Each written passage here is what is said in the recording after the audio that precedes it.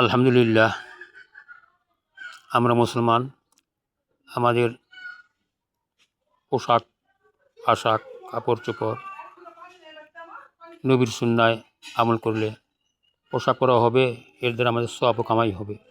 এই জন্য আমরা সবাই নবীর সুন্না মতো জীবনযাপন করব। আল্লাহ পাক আমাদের তৌফিক দান করে। এই জন্য আমি ছেলে মেয়েদের উপযোগী ছড়া বই লিখেছি, সেই ধর্ম শিখে ছড়া দেশে।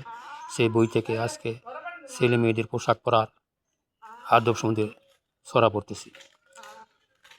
মেয়েদের পোশাক: ওড়না কামিজ পাজামা এনে আমায় দেও না মা, পরব সুন্না মতো, দেখে মাগো আল্লাহ পাকে খুশি হবে শত।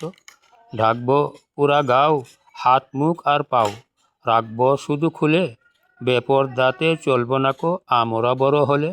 আবার পড়তেছি। মেয়েদের পোশাক: ওড়না কামিজ পাজামা এনে আমায় দাও না মা, পরব সুন্না মতো, দেখে মাগো আল্লাহ পাকে খুশি হবে শত। ঢাকবো পুরা গাও, হাত মুখ আর পাও, রাখবো শুধু খুলে, বেপরদাতে চলবো না কো আমরা বড় হলে। আরেকটা ছড়া পড়তেছি ছেলেদের পোশাক: নাভি সহ হাঁটু ঢেকে পরব কাপড় ছোট থেকে, আমরা সকল ছেলে বড় হলে সতর্কবু, রাখবো না কো খুলে। টাকনু ঢাকা অহংকারী, দেখে খোদা নাকচ ভারী, তাই তো মোরা তাই, টাকনু ঢেকে কাপড় কবু, পরব না কো ভাই। আবার বলতেছি। নাভি সহ হাঁটু ঢেকে পরব কাপড় ছোট থেকে, আমরা সকল ছেলে বড় হলে সতর্কবু, রাখবো না কো খুলে।